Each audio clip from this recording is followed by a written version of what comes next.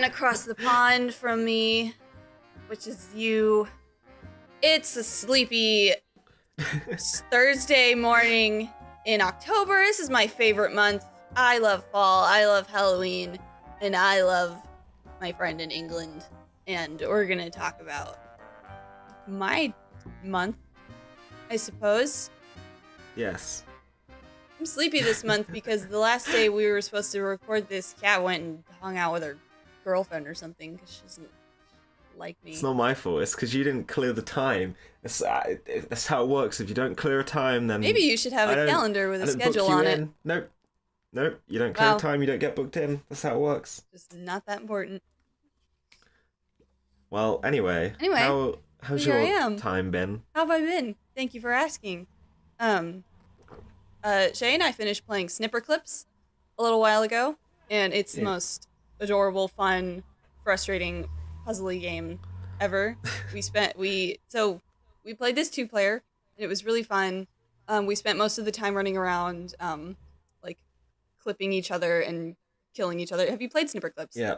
I played it for like a little bit, yeah. Yeah. I own it, but I've never played through it. I love it. It's so cute, and I love puzzle games, and like, I don't know how to describe what type of puzzle game it is. Is there a name for it? I have no idea. It's too early in the morning to think of that. Genres of puzzles. We screwed around the whole time, constantly like clipping pieces of paper off each other's characters and chasing each other. And then when we would finally get to the puzzle, I would have a really good time. Like I get like a rush from trying to figure puzzles out. And so it was very Danny and Aaron, because every time something got super frustrating, I would just giggle it off, and he'd be like, I hate this! And I was just like, I'm having fun. So you two should play Portal 2 together. That would be he'd murder beautiful. Me. But yeah, so we only played like 2 or 3 levels at a time because he couldn't stand it for very long. So it took us a while to finish it, but it was really fun. Yeah. By the time we did, we unlocked a bunch of other levels, and he was like, I'm not doing this anymore, so I don't have anyone to play with anymore. But I love Snipper Clips. It's fun. I also finally bought myself Katamari Forever. Good. Which I played through most of. And so this is an example of a game that I really, really enjoy playing. But I'm not good at it at all. Yeah. So it's just different enough from the first Katamari to be a different game. It's kind of like the difference between Super Mario Galaxy and Super Mario Galaxy 2. Like there's different levels. The controls are all the same. The objective is basically the same, except instead of pleasing King of the Cosmos, you've got King Robot 2, who's like his clone, and he's really weird and says weird things. But this one seems, the game, like Katamari Damacy was a very, very strange, very Japanese game. And the second one seems kind of like they realized that, and then they tried to play off of it. Yeah. And so the strangeness seemed just a tiny bit less genuine. Yeah. Like they were trying to be weird. But it was still okay. But as far as me playing the game, I would like roll around the world, and I was like, I'm having so much fun, rolling things up, rolling up crabs and bananas and all these other weird things that don't belong on the ground. And then my time would run up. I'm like, oh, that was fun. Like, I did good. And then the King of the Cosmos was like, this Katamari is too small. You did terribly. And I was like, oh, I'm sorry. I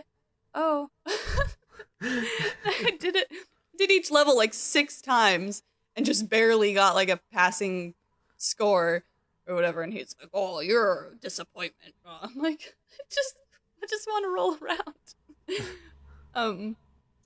But it's fun. Maybe it's just because it's such a simple objective that I have fun just like rolling around, making people scream because I'm killing them with my giant rat ball of garbage that they have to live in now. The controls seem to trouble me more this time than they did last time, or unless I'm forgetting. But I like rolling my Katamari backwards more than forwards, and that's slower, and I couldn't seem to ever turn very quickly, so that was part of the trouble with me not playing very well, is maybe I wasn't handling the controls very well. Fair. Yeah, that's a fun game. My favorite level, it was, so all the levels were like themed. Like, you'd be like, this level is about medicine. Go roll up syringes and pill bottles and hospitals. And one level was, he said it was danger themed. And I'm like, oh, okay, I'm going to roll up knives and poisonous spiders. And no, I suddenly started rolling up mountains and boats and flying tigers and airplanes that were shaped like bananas.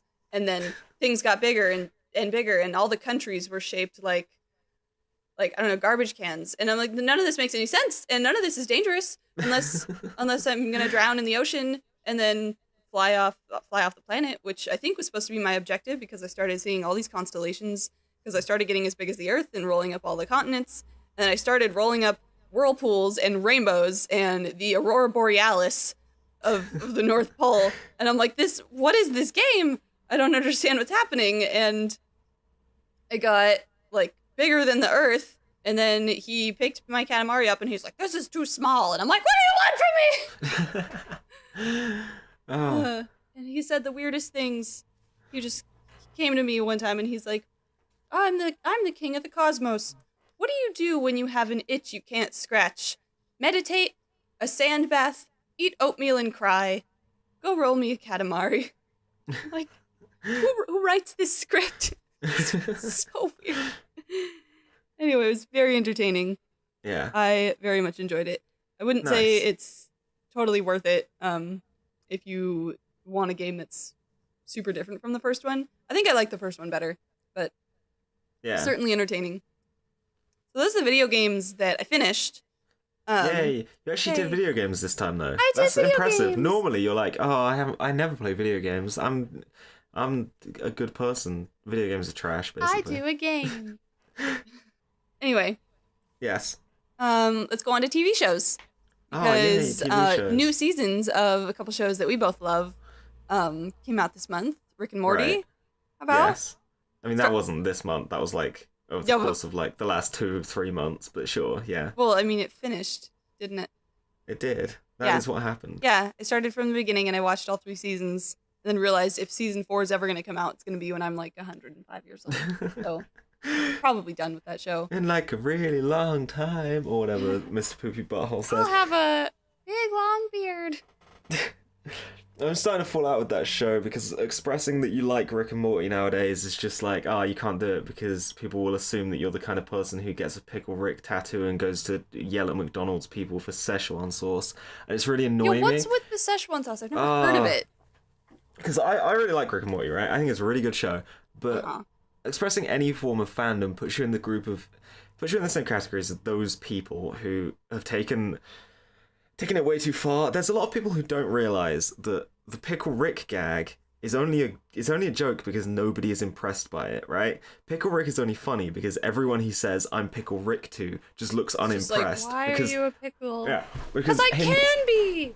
Because Pickle Rick ultimately is a statement, and I don't want to be like, I have a higher like, because everyone whatever. But like, I don't want to be like, I'm smart enough to like get Rick and Morty. But this isn't a hard thing to get, right? Pickle Rick is a statement on why lol random just yelling something and it being funny humor isn't funny. He yells I'm Pickle Rick and Morty just looks at him like, I'm not impressed. That's the joke. The joke is it's not funny. The reaction to it is funny. But there are people who think just yelling Pickle Rick is funny, and it drives me insane. There's so many of them, and they all think they're just... Well, I mean, it's the same type of like concept where like there's a lot of intelligent humor in shows like South Park or Family Guy, but there's also a lot of like 11-year-old kids who love those shows because they make raunchy humor. And like, I mean, I would say true for South Park. I don't know about Family Guy. Let's be real with ourselves. I mean, has Family Guy got anything? Isn't Family Guy just the punchline is they throw up? Like, I mean, there's a lot of like defend Family Guy. There's a lot of like social commentary in there, and like really good parodies that are done. Not as good as like the parodies that Simpsons does, but a few episodes I've seen, I'm like, oh, that was actually a pretty intelligent joke. But then he, fights a chicken for 30 minutes, and you're like, can we not do this? So I understand if Rick and Morty's kind of become that, but I don't know. I feel like I'm pretty good at separating myself from the fandoms because I don't go on Reddit or internet cat boards, and I don't talk to human beings. So. Yeah, because you are in fact Patrick Star and live under a rock. Like, indeed. Yeah, it annoys me because I can't when I meet someone, and whenever I meet someone new and they're like, "Oh, I like Rick and Morty," I have to be like, I don't know if you mean that you're one of those people, I still don't know you. If you're one of the people who actually just likes the show and isn't completely that's the same with worst. Almost anything that's popular. Like, it's gone way out of hand with this, though. Like, I've loved Harry Potter since I was a kid, but anytime someone's like, "Oh yeah, I love Harry Potter," I'm like, you still might annoy the crap out of me. Like, I don't know if I can have a cool conversation with you about the books, or if you just want to freak out about how much you love your Slytherin vest. Anyway. Yeah, anyway, Rick and Morty Season 3, I actually, distancing myself now that I've mentioned that from the cancerous fan base it has, I really like that season. I think there are some really, really stellar episodes in there. I think I thought that might have been my favorite season. Yeah, I thought that Tales from the Citadel was like one of the best episodes of anything. That was the episode where it just is stories of people on the Citadel of Ricks, and like our Rick and Morty isn't there. It's just they went to Atlantis. Various others. That's funny because I thought that was so good. I think that was my least favorite episode. Well, then you're dumb. Oh, sorry. Clinically. Okay, King of the Cosmos. You have bad opinions. So disappointing all the time. I liked the end of it. It had like I can't remember exactly what happened, but it got pretty deep. It got really sad and deep and beautiful, and it was all set up really well, like all just perfectly tied together, and like, it was a really good narrative that was incredibly well told and didn't rely on any lol random comedy. It was all just like, it was good. I really liked it. But that's what I love about this show. It has a lot of good lol random comedy, but then it'll go into like something really deep and dark, and you're like, oh, this is about so much more than just like drinking and belching. Like, these people have problems. And I wish I had taken notes on like my favorite episodes, but man, it was a good season. It's a good show all around. Really good show. I really like the Vindicators episode where the end point where it's like Morty totally thinks that Rick's found value in him, but it ends up just being like being the other guy. Like the episode about such Saw. A good gag because it's also like brilliantly set up to the point where you genuinely believe for a minute that it is actually that Rick has found value. And then even nope. Rick thought that. He's like, I don't know, it might be Morty. He might be the thing that I value. And Morty present. Nope. Who cares? Yeah. I thought that episode was great. But yeah, there's a whole bunch in that season that's really good. It's just that people have taken things too far. Yeah, the Mad Max episode was so good. Good season. I really like the first episode. Just because all of the Rick taking down the government stuff was great. Yeah. And that speech at the end where Rick's like, I've replaced the government and your dad as the patriarchs of your family and universe. Like, it's so good. It's a great show. Yeah, and I don't think you're too far off for being like, oh, I'm one of the intelligent fans, because, I don't know, I think that's accurate. I don't think you have to be inherently intelligent. Like, I'm not saying, I'm intelligent so I get stuff. I just mean I'm not a complete moron, so I don't want to yell like, Pickle Rick at people. Like you're choosing to appreciate the better parts of Rick and Morty. Like, it's more intelligent writing. Yeah. And, like, if they wanted to just have lol random jokes and, like, shouting random things, they could make an idiotic show about that, and people would probably still watch it, but it wouldn't be as good, because it wouldn't have all the layers. It's an ogre of a show, you know. Oh god damn, I was gonna go there. You beat me to my own punchline. I just think that the thing with Rick and Morty is that the reason Pickle Rick thing annoys me the most, it annoys me more than any other like catchphrase thing, is because the intent of that joke is that it's not that. Yeah, and I thought it was hilarious. It's so clear. But because of Morty's reaction, he's like, I'm Pickle Rick. And I knew that people had shouted this before, so I finally got to the episode. I'm like, I'm going to realize what it is. And he's like, I'm a pickle. I'm like, Morty's like, well, but do you live forever? Or what? And he's like, I'm just a pickle, starting? I'm like, Yeah. this is so stupid. And you realize he's doing this because he doesn't want to go to therapy with his daughter. Yeah. Just like, this guy's way too off the top. Yeah, it's like, it's just like the gag. It's wonderful. The gag is that it isn't funny. That's why it becomes funny. Yeah. So just screaming it outside of any form of context, like people have been doing, it's just like, I want to kill myself. Please stop. Please stop. Did you really not understand that? Did you? It's ridiculous. It kind of reminds me of the song in the Lego Movie, and how like people hate that song because children sing it, and they're like, children are like, this song is so amazing, la la la. And I'm like, this song is the representation of like a totalitarian regime, and they sing this song to brainwash themselves. Like, it's not supposed to be happy and fun and actually like liberating. Like, you sing this song to be a part of like this prison world. That's one of the best parts of the Lego Movie, is the fact that as an adult you realize that the whole thing is a brainwashing scam, and it's like, buy more Lego, be happy, just yay. But kids don't realize that, and so they do it. Falling for the brainwashing. It's such a beautiful meta level joke. Oh, I love that. I think the Lego Movie's great. Oh man, I've got some opinions on the latest Lego Movie. Don't go and see it. It's trash. Anyway, I don't care about the Legos. You should have seen the Lego Batman movie. Was incredible. But that was the most uncreative. Oh, the Lego Batman movie was good. Yeah, I liked it. Best Batman movie ever. They've got 2 good movies, and they made a third. And I got to hold it. I've got to save it. I don't want to go into the rant now because I have my own episode where I talk about movies. But the Lego Ninjago movie is the worst. Anyway, child. When it came to Legos, I never built anything except pyramids. I would like 4 sides in a square, and I would just build up. Oh no, I know. Top. I used to build so many pyramids, but I didn't do it in Lego. I did it in Duplo. Duplo? Oh yeah, it's the bigger ones. Oh, the ones that came in at the end of the Lego movie and were like... Yeah. Oh yeah, I was a Duplo kid because I was lazy. I was like, to build something out of Duplo takes me like 2 minutes. To build the same thing out of Lego, it's just too intricate, and like, I can't handle that. I love Duplo. Duplo was rad. Duplo was... It was Lego for lazy kids. It was awesome. Okay then. I loved it. Anyway. Just put all your creativity into other matters. Anyway, speaking of meta shows, last night I finished watching Big Mouth, which is a Netflix original. What that is. You haven't like seen anything about it? I think I've seen like vague promo stuff, but I don't think I've seen. Yeah. I don't think I've even seen a trailer. So it's just 10 episodes. I don't think it's been renewed for a second season. Right. And it starts out slow to the point where the first 3 episodes I was like, I don't know if I like this, but I'm interested. And I really liked it by the end. It's very funny. It's about all these like 14-year-old kids. It's animated.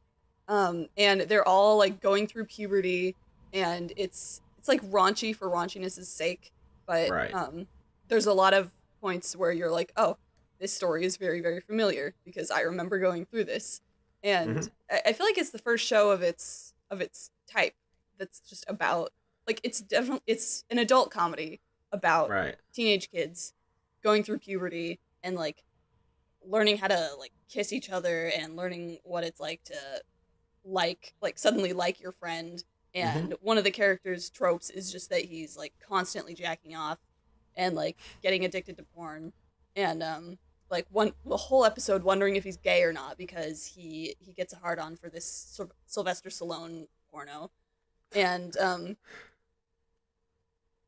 don't know, it's there are these characters called the hormone monsters that are big Discordian type lion freaky creatures, and they follow them around, and they'll be like, oh, you're talking to her friend, you should go take her out behind the basketball courts and have sex with her in like really raunchy, stupid ways. And Will Arnett plays the male one, and he's really, really funny. There's a lot of good voice actors in the show. They do a really good job. I like Will Arnett. He's good. Yeah, he's really funny. But it's a funny show. Jenny Slate plays my favorite character, who's like this little. She's not homeschooled, but she's like this really nerdy kid who doesn't get social cues, and she like spazzes out when she has too much sugar, and she's constantly telling people to suck her dick. Doesn't make any sense, but it makes me laugh. But yeah, and it's, you know, you got episodes about we were going to ask to the school dance and how that goes terrible because you dance with a girl and then you end up jizzing in your pants and you have to go wash your pants in the school toilet.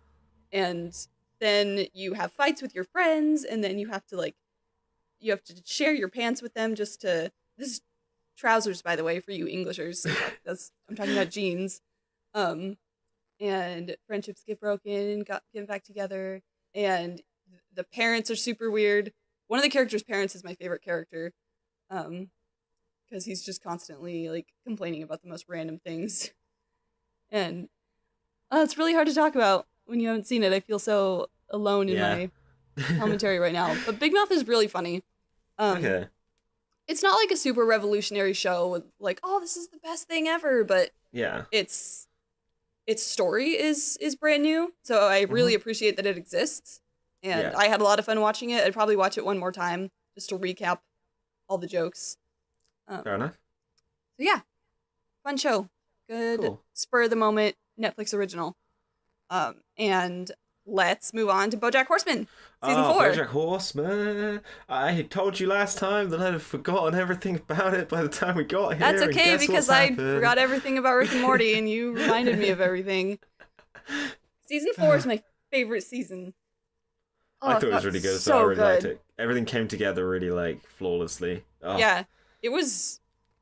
A lot of things surprised me. I didn't realize that things were going to happen the way they did, and I'm not very good at predicting stuff, so every little reveal threw me for a loop, and loved it. I particularly liked the episode where BoJack was constantly thinking things in his mind about how... Oh, yeah, that episode was painful when at the end where she's like... Yeah, when she's like, does that voice ever go away? And I just swore, bleep that. He just straight up lies. It was painful. I was like, no, it doesn't go away. The voice that tells you that you're horrible and worthless. Yeah, that was just too real. Yeah. It was the worst. Rough. That kind of episode is the reason Shay won't watch BoJack Horseman with me, because it's like too much for him to handle and doesn't want to watch it with another person. I've had a lot of people tell me that they like have to stop watching this halfway through the season because it gets too real. Yeah, writers are brilliant. I'm like the opposite. I have to keep watching. I'm like, if I stop now, I'm just gonna be sad. So I'm gonna get to the end and then have a full sadness altogether at the end. I think my favorite episode of that season was the Todd episode. Which Todd episode? The one where it starts with him playing the triangle in the band, and at the end, literally, they made me cry because a man didn't play the triangle.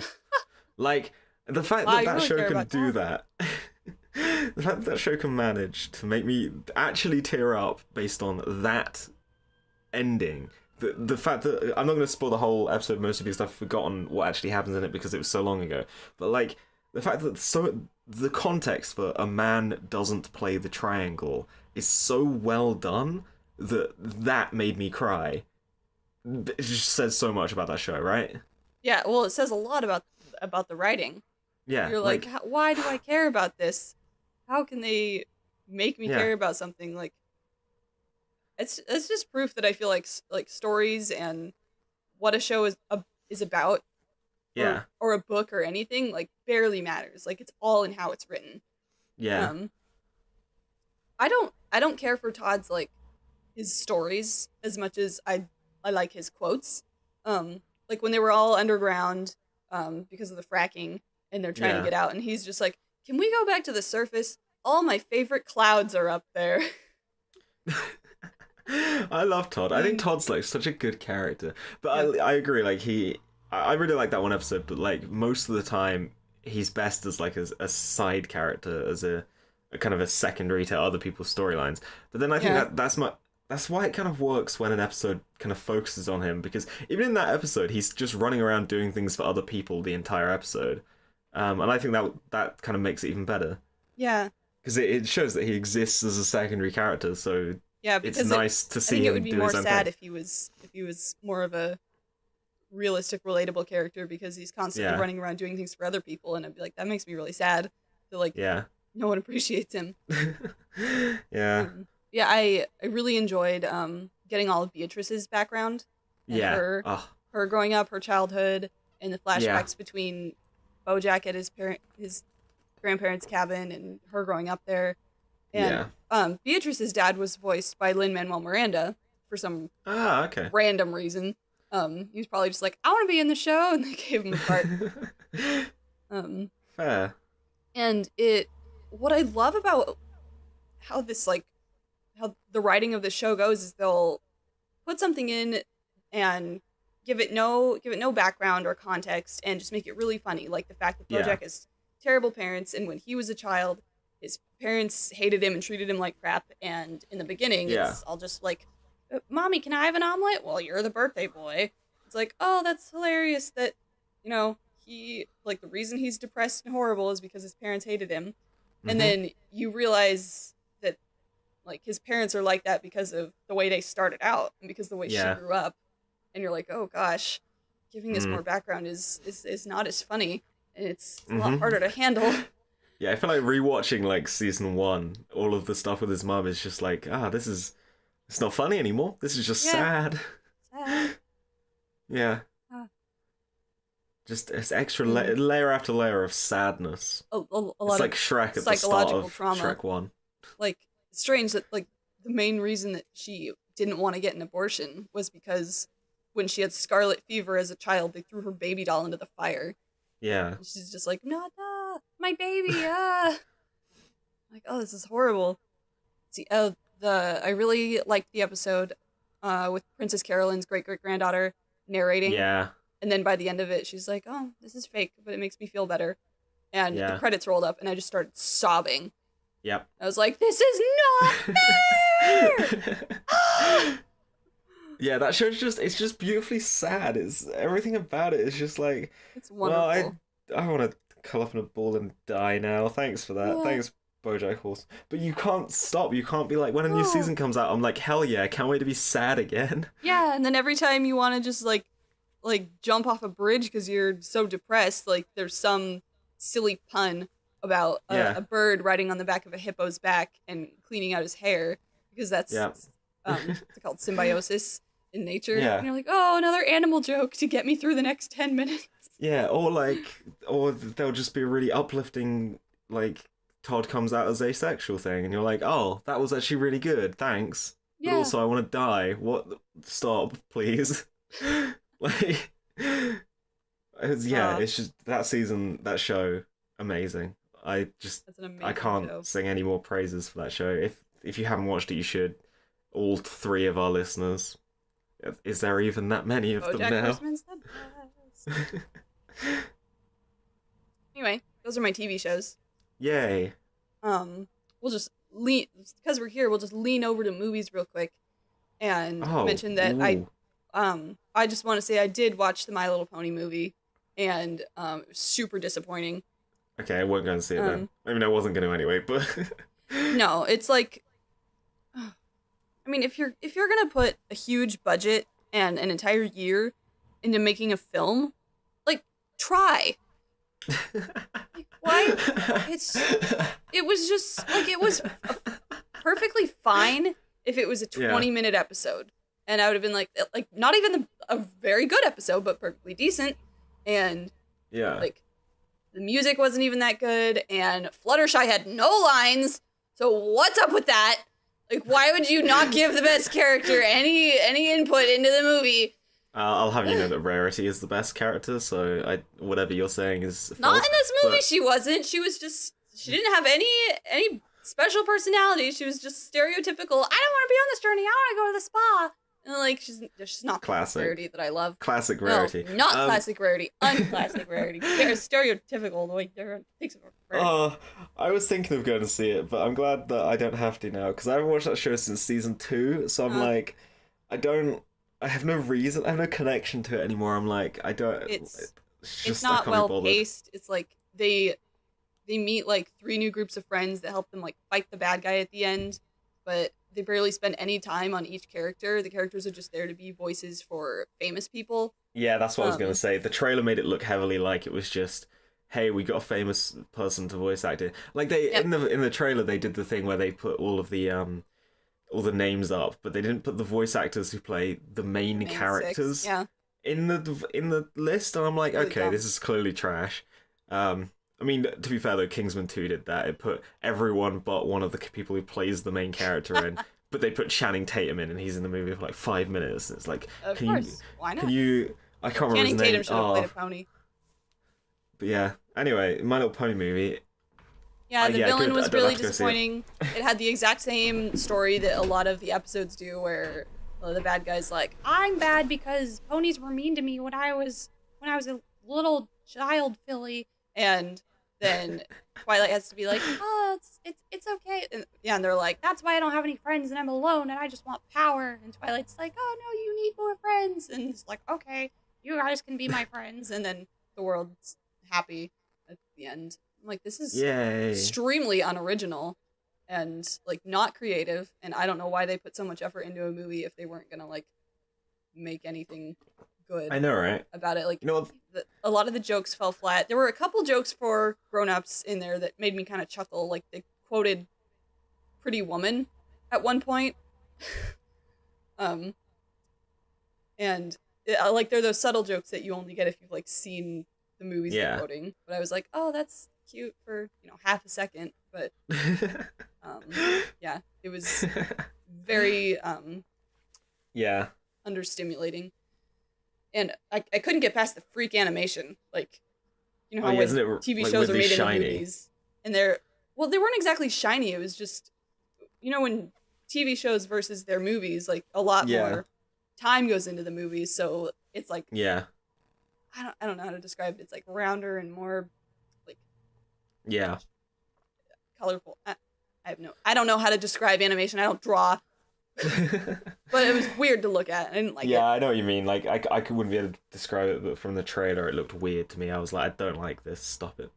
Yeah. Still, what the Sad. SpongeBob movie did. The SpongeBob movie looked great. Yeah, I agree. Yeah, I love the SpongeBob movie. Yeah, Movie's let's watch great. that instead of My Little Pony because it was really disappointing. Cool. Do you watch any other movies that No, I mean, Good. wait, no, I don't think so. rip in peace? Games, TV shows, movies, books. Oh no, I think Finished- you've forgotten. No, I spent a lot of this month learning how to knit socks. So I watched a lot of Game Grumps while I was knitting socks. So I didn't do that much reading. I've been reading through this big book about the Hamilton play that I'm going to go see. Yeah. But I can talk about that later when I've finished watching the play. Okay. But I read Firestarter by Stephen King, which Yeah. is one of his lesser known books. And yet it still has like 3 movies made about it, because who doesn't want to adapt Stephen King books? Firestarter, I read this because I heard that one of the main characters from Stranger Things was like slightly based off the girl from this book. Right. And so it's about this little girl, I want to say like age 9, and her father on the run from this secret, like, governmental, like, thing, of people who are chasing them down because they made them sort of like have psychic powers. Like, so this guy, when he was in college with his wife, they went to this place that was like, oh, if you participate in this study, we'll give you $200. And they did it, and then they got like telekinetic abilities, and most people in the study died, but they made it through. And so then these people kept trying to track them down, and then they got married and had a kid, and so she had even more powerful abilities, mostly pyrokinesis, which she was, every time she felt really emotional, she could set things on fire, but she couldn't really control it. And in fact, when she was a child, she like set her own hair on fire, and they had to like traumatize their own kid to make her afraid of her own power, which is kind of like what a lot of actual kids go through, like with normal puberty, like being afraid of their own, like, looks or feelings or whatever. Like, you hide all that away just so you don't cry in public or set someone's shoes on fire. Yep. So this little you know how that is. Yeah, I know. So this little girl's name is Charlie, and they, for like half the book, they're on the run from these people. And it's very sweet how much like this man loves his daughter, and just like all Stephen King books, there's a ton of attention to detail with everything that they go through and how they're trying to survive. And he can kind of control people's minds a little bit, but every time he does it, he gets like a massive headache. And if he does it too much, he like loses feeling in like parts of his face. And he's getting older, so like the more he does it, the weaker he gets. And so it's like not a a never-ending source of power. Like it does drain them physically and mentally. And they eventually get caught by these people and get stored in this facility for like a year because they want Charlie to set things on fire and be their little like nuclear war bomb for the US. And she refuses to do it because it makes her sad and it makes her dad unhappy. And she's like, I can't control it. I'm afraid I'm going to kill people. Because at one point when they're hiding out at these people's farm, she like sets these people on fire and makes all these chickens explode. And and she's like, I'm never doing this again. And then this man who works for the bad guys dresses up as a janitor and gains her trust and tricks her and basically makes her like unconditionally love him. But he's a con artist. So I'm reading this and I'm just like, I hate this man. Like, he's a really good character because of how well he lies. And it just makes you not want to trust anyone in your life. Because you're like, who is tricking me? And then, eventually they're able to escape. But her father dies in the process because he gets like shot in the neck. And then she has to like set the whole place on fire and escape. And everyone thinks she's just like a monster witch, but she's just like, this is not my fault. I'm just a child. Like, they've done this to me. And it ends with her, she goes and lives with those people that were at the farm that they stayed at. And then she goes to, Rolling Stone magazine, and tells the whole story so that like people out there know who she is and that she's out there. And which somehow like gives her more protection. Like, so it's not like people coming after this girl who's a secret. Like she's kind of just known as a person. And it kind of ends on a like an ambiguous note. Like she goes into the magazine editor and she's like, I have a story to tell you. And then it's like the end. And you're like, I think this is going to be okay. But you just went on like a really long, rough journey with this kid, and your heart breaks because her father died and she loved him more than anything. And it's not like, I don't know, it was really good. I really enjoyed reading the story. It wasn't like his greatest masterpiece or anything. It wasn't The Shining. It wasn't Pet Sematary. But it wasn't, what? I don't know, Pet Sematary so totally sounds like, every time you mention it, it sounds like something you've made up. Okay. It's just such a weird title for a book. Sorry, go on. Well, it's about a pet cemetery. You bury animals there and they come back to life as zombies. If you wait too long after they're died, they're like evil zombies. And then he tries to bury his wife there and then she comes back and it's crazy. That's Pet Cemetery. Still sounds like you're making it up. Anyway, go on. I really liked Firestarter. Cool. And that might be all I have to talk about. Oh, well, I've been reading a book, actually. I'm not even joking, I have been reading a book. Yeah, I can get it for you right now. I've been reading a book. This book. It's called Francis of the Filth. Of the Filth. It is the tale... What's that about? It is the tale of... Okay, so basically there's this YouTuber who goes by the name of Filthy Frank, who makes really, really obtuse, terrible videos. Oh my gosh, it's the YouTube book. That are funny because... have hashtags in it. Because of the context of just being ridiculous and stupid and just being over the top, inanely edgy, and that's why it's funny, is because within that context, that sort of comedy is funny, right? So he released a book that tells the lore of like the deep story behind everything that happens within the Filthy Frank show. This will explain everything, the 7 tiers, where the Peace Lords come from, who the last god is, who the final god is, who everything is. And it's actually surprisingly well written as a story. It's stupid. It's really, really stupid. But it's it's actually quite captivating. In a like, I bought it basically because the way YouTube are doing ad revenue is killing his channel basically. Wow. There's no way he can really make money off of YouTube anymore, and I wanted to just, like, I know that channel's gonna die soon. I wanted to support the work because I respect what he does. Like, he puts on the character, he dedicates time to it, he commits to the gag, and I got mad respect for that. So I wanted to support it. I was like, if the channel does completely die and Filthy Frank fades into non-existence at this point, I will own a physical keepsake of this, and that's something nice that I would like to have, because that's a lot of entertainment I've got out of this. So I respect that. I wanted it. So, and I bought it just because of that. I was like, if it's terrible, it's terrible. That's fine. It's actually not. It's surprisingly good. And so I haven't finished it yet, but it's basically, it tells the lore of how Frank becomes a higher being and is being haunted by evil gods and deities because they want to harvest his chromosomes. It's so dumb, and it's like it's him going between like realms and the omniverse. It sounds great. It's this weird, absurdist, like surrealist story that just it's such a surprise because it's not terrible, and you expect it to be. I mean, it would have to be good enough to get published. I don't know. I think he's self-published. I have no idea how it got made. I don't know how it exists. I mean, he probably has some integrity with like things he puts out. I'm sure it's not just a cash grab, which I can respect. Yeah, that's the other thing. Whenever a YouTuber releases a book, you think, oh, it's just gonna be a cash grab. It's surprisingly well written. It's like time has clearly gone into thinking everything in this through.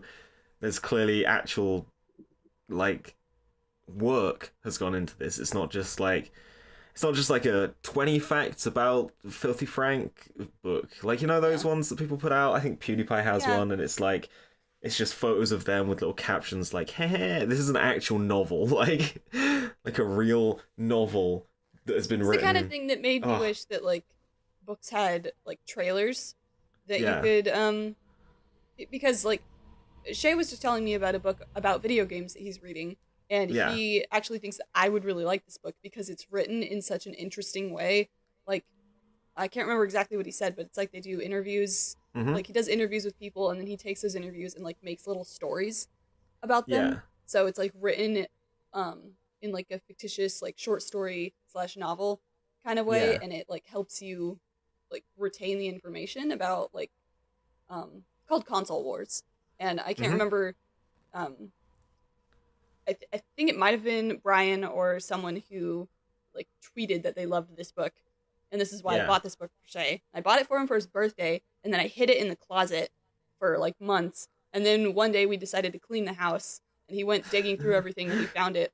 And he was like, here's this book that I bought months ago. And I'm like, I bought that for you, and I hid it. And why did you find it?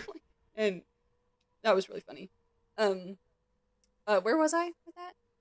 Something. Anyway, books. Yeah, he thinks I'd like this book because of the way it's written. I'm like, I wish I could just look at the cover of a book and know that it's written in a really good, interesting way, and not like, I don't know. Not judge a book by its cover. Yeah, or its title, or even the blurbs on the back. And I don't even really trust reviews, because reviews will be like, "This was captivating," and I'm like, that could mean 10,000 things. I don't know if you're saying trailers, but like, I don't think you should trust trailers I was just about to say, like, sometimes trailers can be fantastically edited, and then the movie is garbage. Or the trailer will give everything away. Sometimes you can cut a really good trailer and then recut the movie to be more like the trailer, and then make the movie even worse than it originally was in its original cut. Ugh. Like, I don't know, you can make a Justice League movie and make trailers that make it look kind of interesting and good when it clearly is not going to be interesting and good. Stop trying to trick me, DC. How dare you?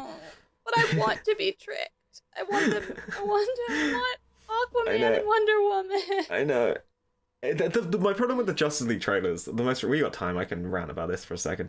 The most recent Justice League trailer, I don't know if you've seen it, but everything looks like a video game. Like, everything around them is like this weird shade of red, and like they don't look like they're in a real place. They look like they're in like some sort of friggin' video game world where everything's bouncy and they just jump around and it looks like Mario. It's ridiculous. It looks so stupid. It's not grounded at all. It looks so Sure, you're dumb. not thinking of trailers for Mario Odyssey.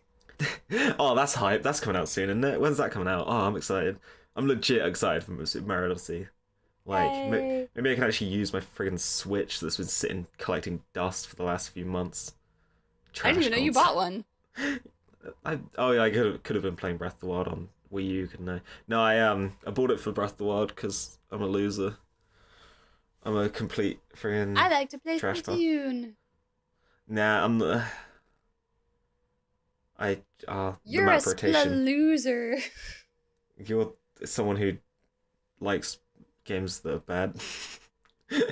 Wow. No, the map rotation in Splatoon 1 totally ruined it for me, and I'm like, I don't want to buy another game where that's going to happen. There's a bunch more options in Splatoon 2, but I'm not going to convince you to play it or anything. I don't need you to. I have fun playing it, and that's what I care about. I'm glad. Yeah, also, I don't really care that much about video games anymore. Like, yeah. Anyway, I read a book, basically. I thought you'd be proud of me for that. You read I never read books. Yay, book read. Yeah.